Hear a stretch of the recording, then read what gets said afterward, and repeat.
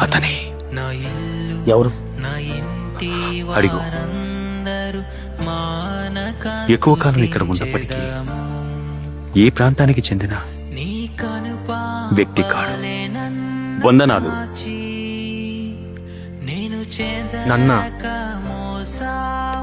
అవును. వందనాలు. నీకు స్వస్థత పొందాలని ఉందా? నువ్వు నన్ను నీళ్ళలోకి తీసుకువెళ్తావా?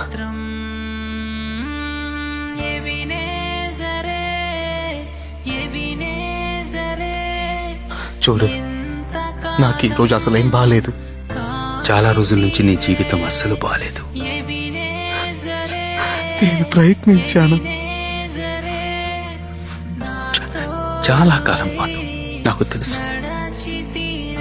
మళ్ళీ నిరీక్షించాలని నువ్వు అనుకోవడం లేదు. నాకు అర్థమైంది.